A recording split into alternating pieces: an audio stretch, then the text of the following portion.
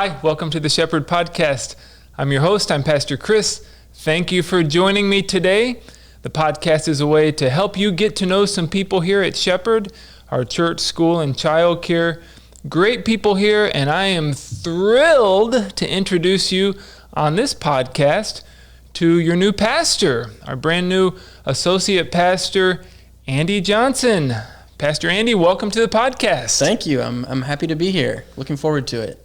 So you guys are getting settled in now in San Antonio? Yes. People keep asking if we're settled, and I say we're moved in and we're getting settled. So, yep, we've made a lot of progress, but we're getting there. So, what have been your early impressions of San Antonio? It's rainy. At least this year. We've heard that's not common at all. No. All the rain that we've had. Right. But yeah, we really like our neighborhood that we're in. We haven't had a ton of time to drive around yet, things like that, but we've definitely enjoyed it. And it's been hot also at times, but we definitely were expecting the heat, so that's not a surprise. Yeah, this is unusual. Yeah. Maybe you guys brought the wet weather with you.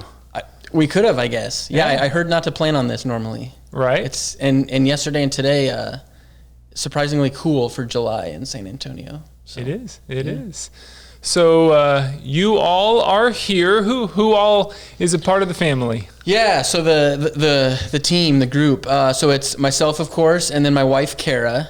This fall we'll be celebrating our 10th anniversary. Right. And then our son, Cohen, is 7, and he will be a second grader here at Shepherd of the Hills. Yay. And then Kaylin, our daughter, is 4. And our youngest daughter, Collins, she was born last September, and so she's about 9, soon to be 10 months. All right, so the 5 of you are here. Yep, ready to go. That's right. We spent a couple weeks, I guess, visiting family and friends on the way down, so it kind of felt like a huge. We left St. Louis and made kind of a big loop up to Nebraska, and then came down. So it was chaotic at times, and the van drove me nuts, just all the mess and chaos, from traveling for 2 weeks. Yeah. But we're all down here and very excited. All right, and you mentioned Nebraska. Yes. So why don't we get a little bit of your background? Can you tell us where you're from and a little bit about your upbringing? Yeah. So I'm from, of course, Nebraska, Norfolk, Nebraska. It's in the northeast part of the state, a town of about 25,000 people. And I was born and raised there. Still enjoy going back there to visit. Lots of family and friends around there, especially Kara's side of the family. Quite a few are around there. But yeah, I grew up. I always tell people kind of a fun fact is that I've always gone to a Lutheran school. So my parents enrolled me in a Lutheran preschool, and I stayed in that school till 8th grade, similar to Shepherd. And then after that, I went to a Lutheran high school there in Norfolk, and then college, Concordia University in Nebraska, and then eventually seminary. But growing up, did a lot of sports camps, things like that. That was kind of a big focus growing up. I've played just about everything. Some of it, for one season, and then things like basketball and track, I did a lot more and kind of focused on those and things like that. But I have one sister. She's a few years younger than me. Okay. And so it was just the two of us with my parents growing up. And my parents are still in Norfolk, and my sister is in Olathe, Kansas now, just outside of Kansas City. Okay. Well, we have that in common. I also have a younger sister. So parallel family arrangements. Yeah, absolutely. Yeah. Okay, so you grew up in Nebraska. You took us all the way through. We went to college, and then, of course, you went to seminary. But let's go to college for a minute. Now, you weren't originally preparing to go into the ministry when you were in college. Correct. So what was the game plan at that point? Well, real quickly, I can remember kind of in my head, kind of a sigh of relief and kind of laughing when people had to take Hebrew and Greek at Concordia Seward, because I was like, thank goodness I never have to do that. And then, of course, God got the last laugh because a number of years later I was taking Hebrew and Greek. Yeah. But I actually started out in my time in undergrad at Concordia Seward as a secondary education major. I thought I wanted to be a high school teacher. Okay. And very early in the first semester, I realized I did not want to be a high school teacher.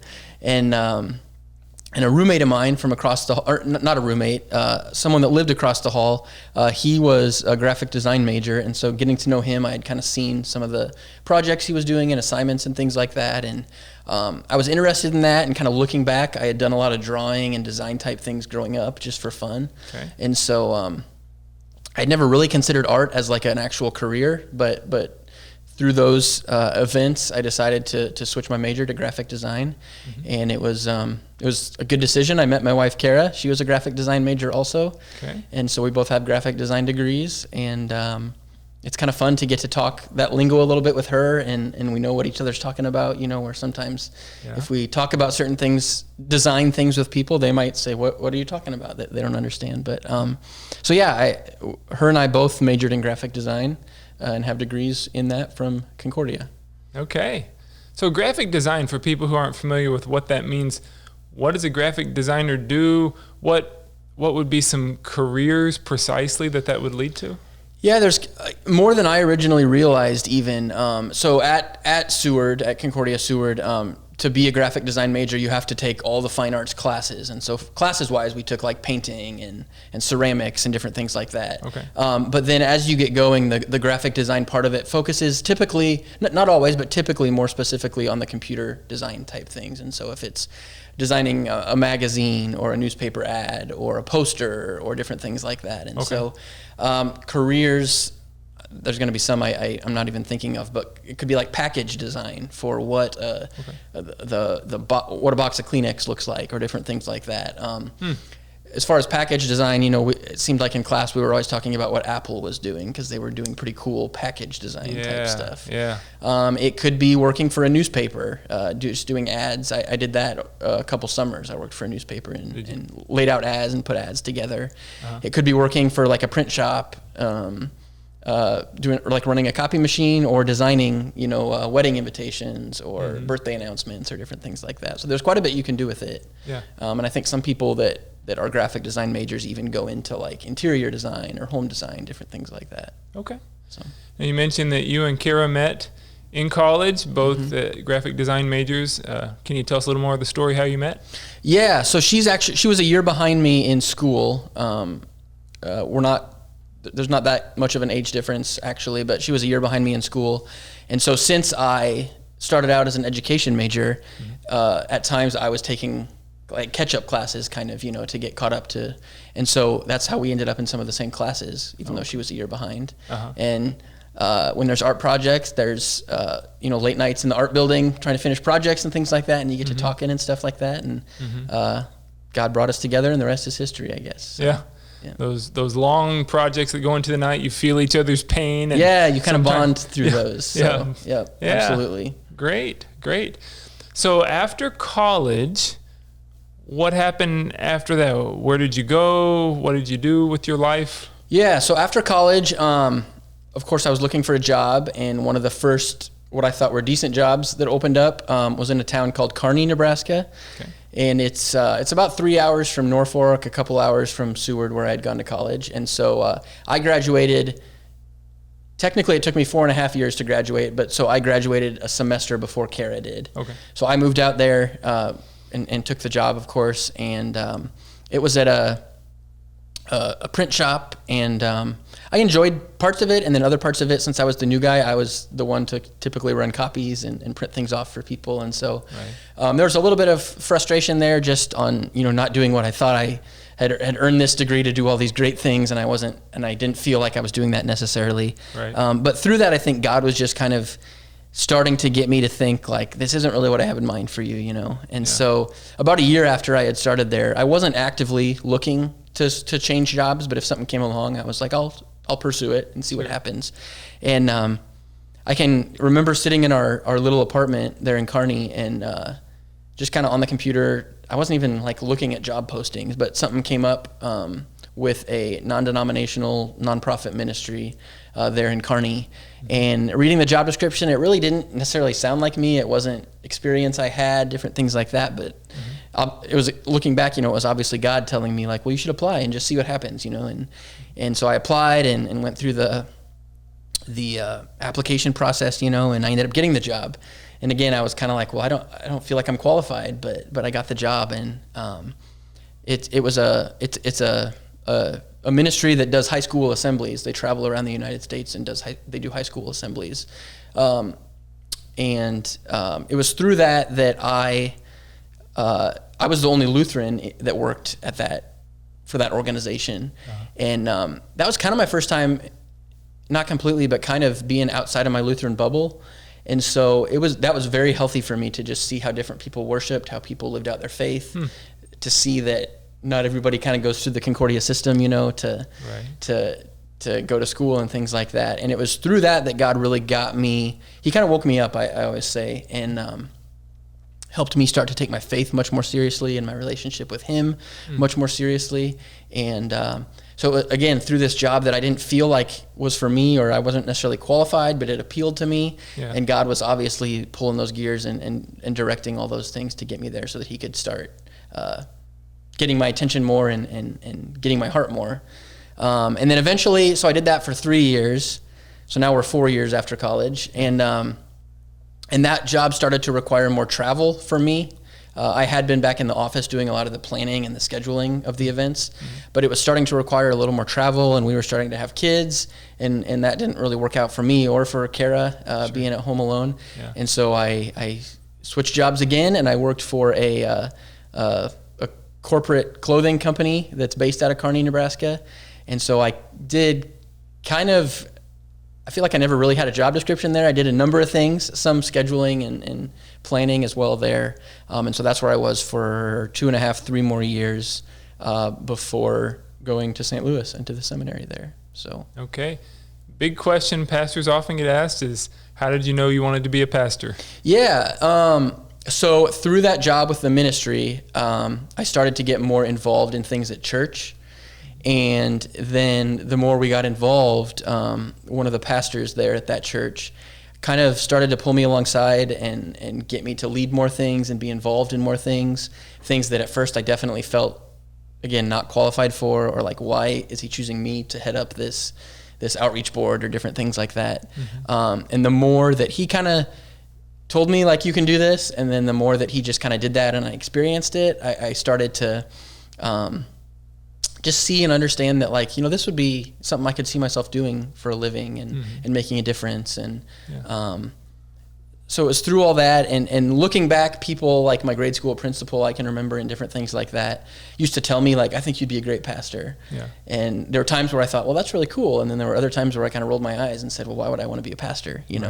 But so I think a lot of it was people speaking into me and telling me, I think you should consider this, or different things like that, or people putting me in positions where I just got a taste of what ministry was like. And the more that happened, the more I felt the call and answered the call. And my wife, Kara, I think she knew, I don't know if long before I did, but she certainly knew before I did that we were going to seminary. It took me a little bit longer to catch up. Oh, so, okay. Yeah. Sometimes the women are one step ahead. That's right. That's or more. Typically the case with Kara and I. Yeah. Yep. So you ended up at the seminary in St. Louis. For people who don't know, seminary is a 4-year program traditionally for us. And then the third of those 4 years, you're at a place as an intern, or what we call vicarage. So I'd like to talk about both of those. Let's start with seminary experience, and I want to talk about your vicarage too. So what were things like for you at the seminary in St. Louis? We overall had a very good seminary experience. It was really strange at first because we never really saw ourselves leaving Nebraska before seminary and pastoral ministry became an option to us. In some ways, we've always said it's been really good for my immediate family, because we didn't have family close by to rely on or anything like that. It caused us to really grow together and go through things together. We lived on campus all the years we were at seminary, and I know my wife for sure, and all of us appreciated that community there of people, kind of like you talked about with college. It was people going through the same thing together. Exactly. And so they know what it feels like, what's happening. So we had a good experience. COVID kind of threw a wrench in that, and the last couple of years, got changed up. But we very much we'll look back fondly on our seminary years. Now we're happy it's over, and the moving is over, and the getting to actually put into practice what I've been sitting in class for the last few years. But it was a good experience. Yeah, and you've moved how many times in how many years? So It ends up being 4 times in 4 years because we move from Nebraska to seminary, and then after second year you move from seminary to vicarage, right? And then after that year from vicarage back to seminary, and then now from seminary to here. Right. So it feels very good having those 4 moves out of the way. Yes. And being done with that and really settling down and putting down roots. So yeah, absolutely. So we're everybody kind of says it. I don't know that I feel it, but we're kind of pros at moving now. So if you need any tips, we can certainly share those. Okay, good to know. Good expertise to have. Yes, I think. yes. So seminary, Greek and Hebrew. You said you were not looking forward to those. How did that end up being? I got through it. In some ways, it wasn't as bad as I expected. In some ways, it was. Right. I'm certainly not like, there's certain guys in class that you can tell like they're really good at this and they have a really good handle on this. And the guys that took languages in undergrad, like I think you did, have several years of languages where I just had 1 year of each. But got through it. Some late night study sessions, different things like that.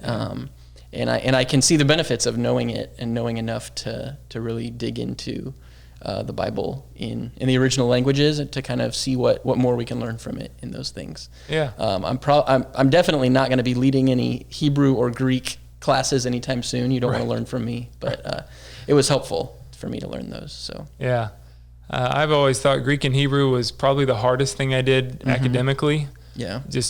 Learning a couple dead languages. Yeah. That's challenging. So there's a couple different routes you can do it at the seminary, but the route I went was that first semester I took Greek along with the other classes as I began. And I remember a couple moments that first couple weeks, maybe even month or two, like, oh no, what if I don't pass Greek? Like I moved my family all the way here and what's going to happen? So it was intense and it was tough, but it was also a blessing and beneficial. Yeah. So. I guess I shouldn't say dead languages. I guess people in Israel still use Hebrew, but it's not like we're going to go around talking Greek and Hebrew to people. Exactly. Or if we did speak biblical Hebrew over in Israel, they would look at us pretty funny because their Hebrew today is different. So, right. Yeah. Right. So Vicarage was St. Paul Lutheran in Fort Worth. Yes. Yep. Great church. Can you tell us what that experience was like for the year? Yeah, that was a fantastic experience too. Our family kind of fit right in right away. We ended up living in a brand new apartment that was like 2 blocks from church. So it was like Cohen was the first kid ever to walk to school there because it's a lot of businesses around there. There's not many houses. Yeah. So it just worked well, the convenience of it all. There was a lot of moving pieces, especially that vicarage year going on at St. Paul, and so I got to see all this different stuff happening, got to do a lot of different things, got to preach a lot and teach a lot, and so it was a great experience. I know some people don't have as good of a vicarage experience, but it was a great experience. When March hit, COVID definitely shifted some of that and changed some of that. Yeah. The first couple weeks after COVID really hit, I kind of felt more like a tech intern than a pastoral intern, just trying to figure things out, what we can do, what we can't do, how to do certain things. But overall, a very good year. We were excited to continue our seminary journey and get closer to the end of our seminary journey, but at the same time, it was also very hard to leave Fort Worth and St. Paul as well. So we're happy to be back in Texas, and again, we'll look back on those years very fondly. So yeah, that was an interesting time at that point in your vicarage when COVID was taking over. And I think for most churches, the issue became how do we use technology to get the word out to people? I remember here, that's when this podcast started, and we had to figure out how do we, live stream in a way that's professional looking, and how do we set up an FM transmitter for the parking lot? And so were you real hands-on in helping people to implement those technologies? I was pretty hands-on in like testing things out throughout the week, getting different equipment to see what might work and what wouldn't work. Yeah. I know not all churches were this way, but at St. Paul, they really weren't doing much as far as live streaming services. And so we were kind of building from the ground up. Right. The term they kept using is building the plane as it's flying, trying to just I love that. Keep up that way. Wow. And so I'm able to say I was the very first one to do a live stream service because it was a Wednesday night Advent service that I was scheduled to do ahead of time, and that was the first one that we live streamed, and just we're all praying the whole time that it actually went out and people were able to hear it and things like that. Yes. So it was a lot of trial by error and again, building things from the ground up. Frustrating because that's not my background, and so there were things that I just couldn't figure out that I thought, well, this should be easy, but I couldn't figure out. But yeah, a lot of research and figuring different things out. So yeah. So we've covered a lot of history. I'd love to just talk about how God has wired you. What are things about ministry that you really enjoy that you're looking forward to? Yeah. One of the main things I think is just the people again. After that first 2 years of seminary, going on vicarage and actually getting to do ministry and talk to people and interact with people was so refreshing. Yes. And then last year, going back to the classroom and just sitting in class all day and stuff like that was a little hard. Yeah. So just being around the people, I know no church is perfect, but God's people are great people, and getting to do ministry for them and with them, I'm so excited about that. And then also people who maybe they've never had a church home or have never even heard the gospel, or maybe like I was at times, maybe their faith is just not as strong as it once was, or different things like that. I love talking to people and teaching people and kind of just seeing the light bulb moments come back on where certain things make sense to them again, or they think about certain aspects of the faith or God or whatever it might be, and just getting to bring those moments to people and that excitement to people are things that I really enjoy. There's that the passage in Genesis, I think chapter 5, where we talk about Enoch walking faithfully with God, and that's something that I love. Hopefully being able to help people walk faithfully with God. Certainly it's not me doing it that makes it all happen, but doing my part to help people do that, as well as the people like I talked about before who don't know God, who have not heard the gospel, things like that. Bringing it to them, and maybe I'm not the one who sees the reward, but just getting that seed planted and a start is something that I'm looking forward to. Yeah. You talk about being with the people. You're going to love the people here. There are so many wonderful people at Shepherd. I feel like I've already met a lot, and I know I haven't met a lot of people yet, but the people I have met have been great so far. Yeah. And I guess for 1 second, if I could just tell the people thank you, how you have cared for me and my family and done so much for us already. It's so appreciated. So thank you. Awesome. Great to hear that. Yeah. One of the things I was excited about in the fact that we would be getting a seminary graduate is new ideas, fresh perspectives, things like that. At seminary, you learn a lot of historical things and a lot of things that are timeless and don't change. But you also perhaps read some more current things, or, they're preparing you about how to think missionally, how to think evangelistically in this world. What are some of the things that you were taught that you feel like perhaps there's some newer things, some newer ideas that are out there that we can learn? Yeah. It's not just because of COVID, but one of the things COVID I think has made more clear is just that we have to find new ways to get out there and to share Jesus with people. I know this is no surprise to anybody, but like those days of expecting people to find us and to come here to hear the gospel are over and have been over for a while. And so we need to be doing new things out there. Yeah. And that's not always going to be comfortable for us because it's not, a service and a liturgy that we've planned out ahead of time and we know exactly what's coming, but we need to be ready to, when it's not easy, when it's not convenient, maybe it's when we're already running behind for something, but we see somebody in need on the side of the road or on the street or something, going out of our way to help them and do something for them when it's not easy for us or when we don't feel like doing it. I'm sure there's lots that I'm not thinking of along those same lines, but just ways that church, whether we like it or not, is going to have to look different moving forward. Yeah. And I know that'll make myself and many people uncomfortable at times well, that's not church, or that's not how church should be. But some new ways to think about things and to look at things. And so I'm excited to work with you and the staff and everybody here to see what we can do to help with that. Yeah, so.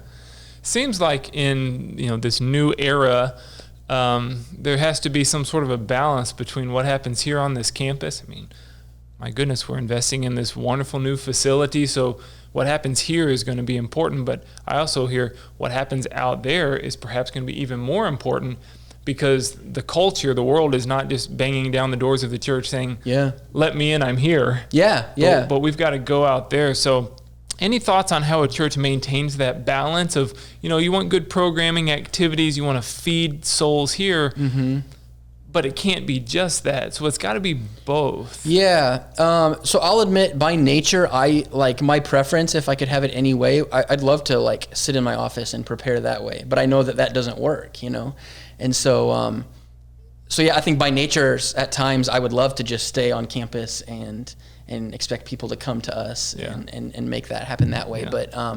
But again, I don't think church can happen that way anymore. I think one way to strike that balance better is to always be thinking, what more can we be doing off campus? Because just by nature, I think most people are like me. By nature, the stuff on campus is going to happen. Church is going to happen.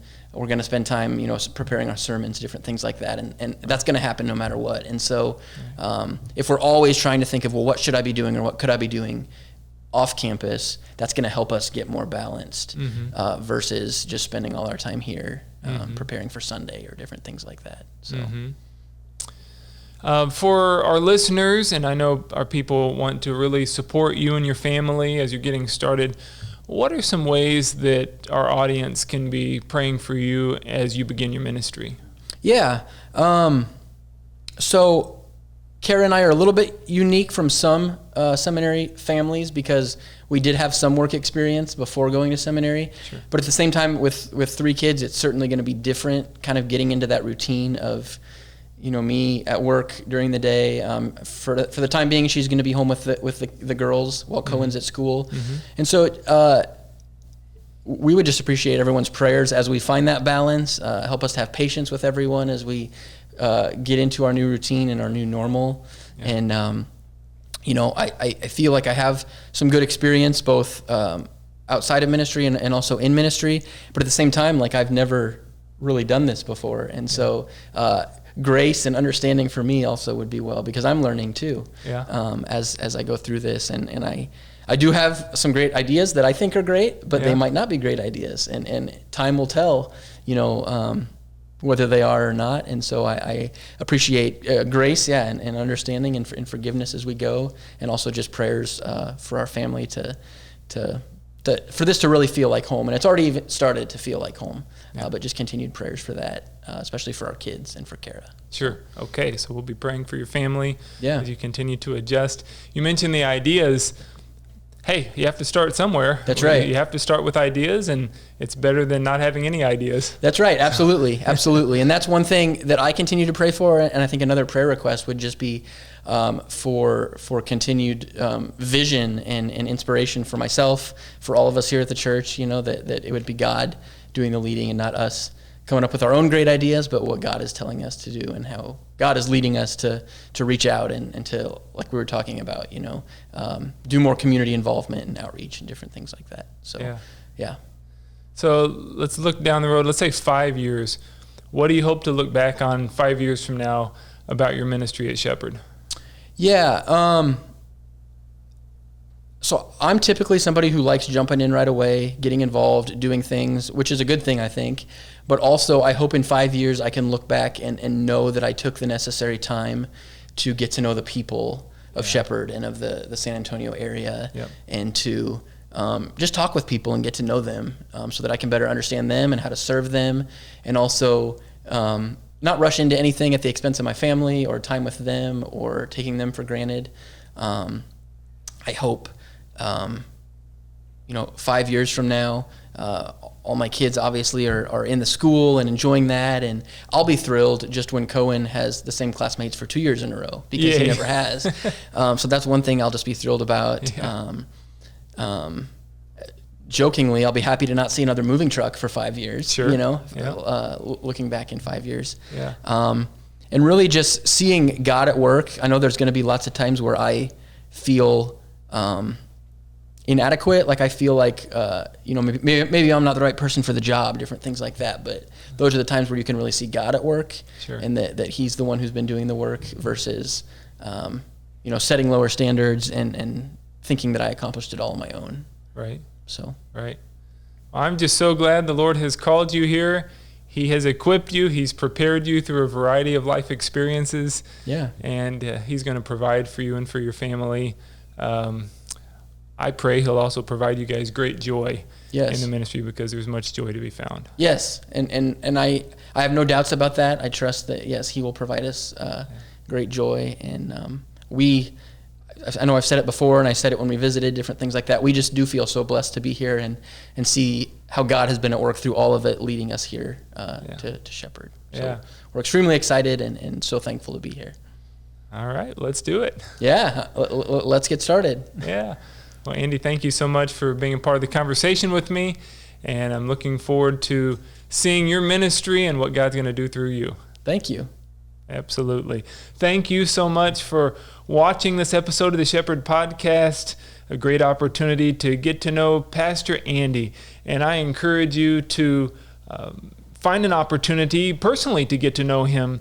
Make sure to introduce yourself, and I know he's looking forward to meeting and getting to know many people here, building those relationships. Please join us the next time on the Shepherd Podcast as we continue to acquaint you with people here at the ministry at Shepherd. And until then, the Lord's blessings to you. May He keep you healthy and safe and strong. The peace of the Lord be with you today.